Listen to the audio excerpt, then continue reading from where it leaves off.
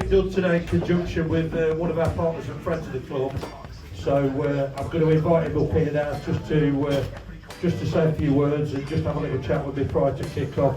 Would you please put your hands together for Dr. Marcellus Baz and my very special guest today.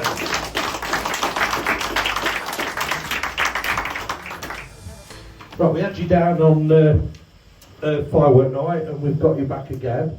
So this is a chance to just have a chat, tell a little bit more of people about your background and you know where you've come from and how you set up your charity and all that, and just have a little chat about the fantastic things you do in the community. I mean, obviously the likes of myself and Boats here, Mark who was here earlier, are very aware of it, but probably a lot of people in the room here won't be. So do you just want to tell us a little bit about yourself, your background, and how the charity came to be, etc.? Yeah, first of all, I'd just like to say thank you so much for having me. I know I've become a friend of the club now, and the work that's happening here is so much more than football. You know, it's a community, and it's fabulous, and I'm hoping that we can keep doing this and we can keep working together, because that's what we've got to do, come together, work together, and provide, you know, the best places for our community to be able to thrive. And that's the reason why I started my charity off, is because I come from a very deprived community, Meadows, back in the day. You know, there wasn't much happening. Come from a very big family. My mum was struggling with her mental health. I used to see a lot of trauma, you know, of violence at home. Didn't really do well at school. And got caught up in the wrong crowd, made a lot of mistakes. Seen a lot of my friends get murdered or sent to prison or struggle with mental health, or take substances to try and numb things, whether they were going through divorces, whether they were going through bereavement, losing family members, whatever. And I started to realise very quickly that there wasn't much things out there for us. You know, there wasn't much things out for people from disadvantaged communities, disadvantaged areas, opportunities to be able to excel.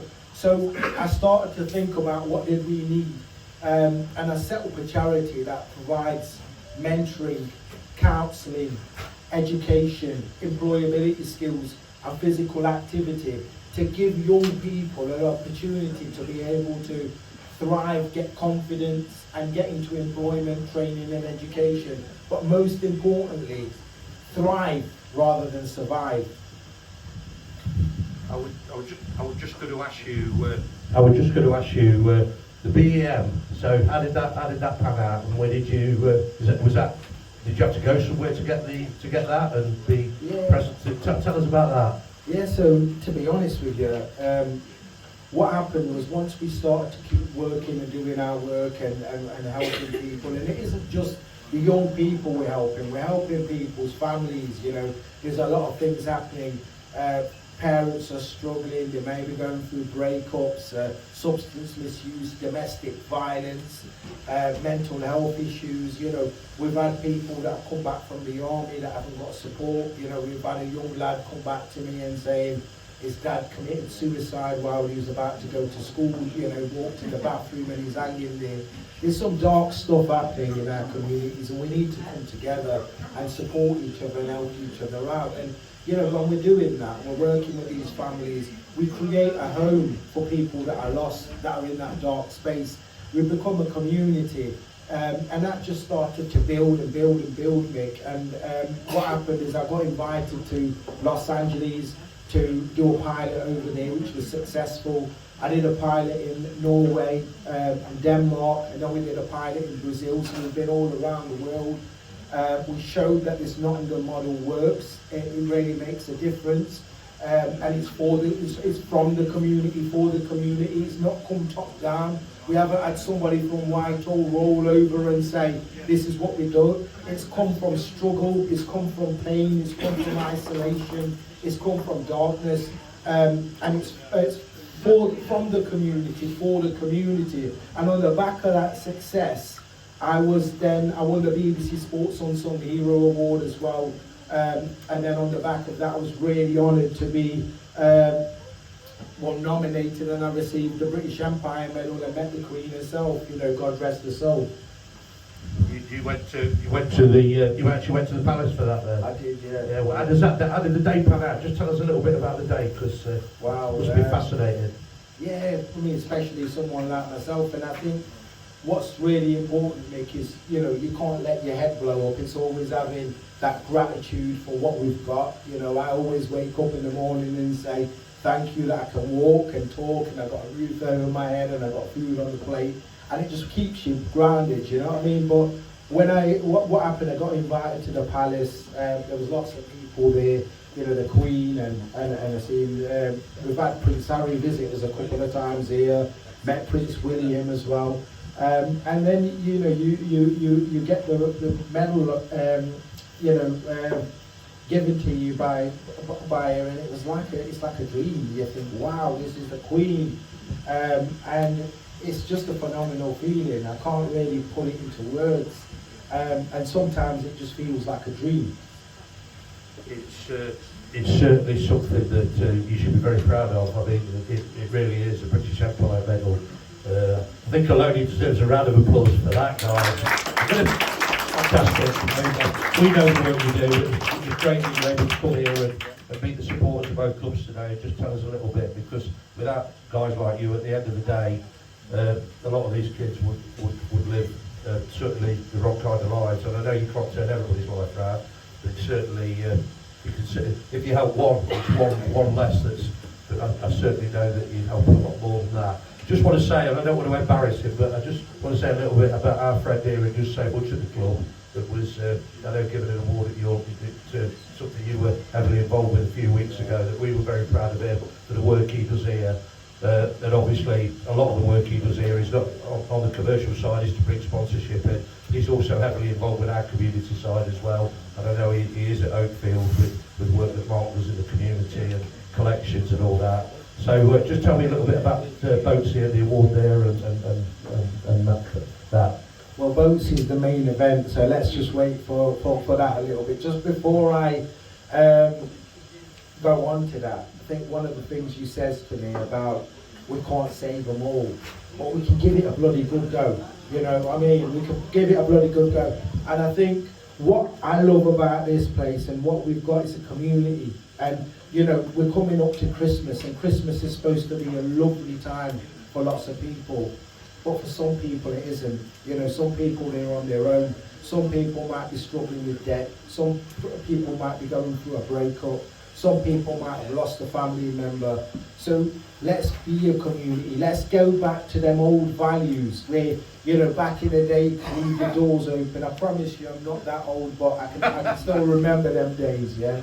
We need to start to go back to them old British values where we can be there and we can be supporting our fellow people, you know, seeing how somebody is, how you doing, are you all right, can I help you, you know, going out for a drink, smiling again, you know, looking after each other. We got to bring that back, because there's too many people struggling and suffering on their own. And what I want to do, and what we want to do, what Gary wants to do, what Mick wants to do, is create a movement, a community where we can support each other, where we can be there for each other. Can you remember them days? I can remember back in the day in the meadows, my dad was doing his concrete in the back garden, and it was all the neighbours there, we were all doing it together. It was brilliant. They made some food and brought it back together, and we were all doing it together.